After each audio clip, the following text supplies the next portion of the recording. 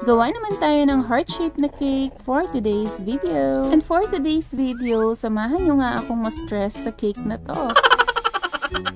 Itong cake na to ay bento size lang. Heart-shaped na 4x3 ang size. Moist chocolate cake with chocolate mousse filling. Nung sinend ka ni customer yung design na gagayahin, ay sobrang na-excite ako kasi ang ganda ng design niya. Pa-vintage design nga yung sinend ni customer. Simple lang yung design tapos sobrang elegante niya tignan. Yun nga lang nga pa-heart-shaped siya. Alam ko kasi na mas mahirap pakinisin yung mga ganitong may shape kesa sa bilog. Pero dahil maliit nga lang yung size nito, akala ko mas mapapadali na lang.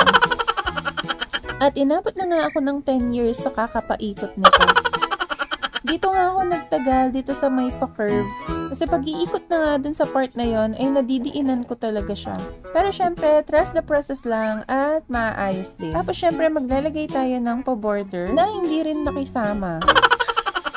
Hindi kasi naging pantay yung pag-pipe ko dun sa paikot. Hindi magandang tignan, kaya tinanggal ko na lang at inulit. Hindi ko na rin pinakinis yung part na yan kasi matatakpan din naman siya. At ayan, buti na lang nakisama na rin yung aking kamay. Mas maganda kasing tignan kapag pantay-pantay yung pagkaka-pipe natin sa border. Sa taas at baba lang naman yung pinaka-border nito, tapos dalawang tip lang yung nagamit ko. Ito yung isang tip, yung mas maliit, tapos mas dark din yung color niya. Nauuso nga din ngayon yung mga ganitong design na parang vintage cake. Pero mas mahal nga lang yung pricing nito kesa sa regular cake kasi mas maraming icing yung nagagamit dito. Tapos dito, naglalagay na ako ng mga edible na drudges. Bali, ginaya ko lang talaga yung pinaka-inspo na sined ni customer. Tapos ito pa yung nagpaganda talaga dito, yung mga butterflies. Tapos yung pinaka-dedication niya is 21 lang na gamit lang din yung mga edible pearls. Hindi ko na nga rin maalala kung sino yung umorder nito, pero thank you so much po sa pag-order.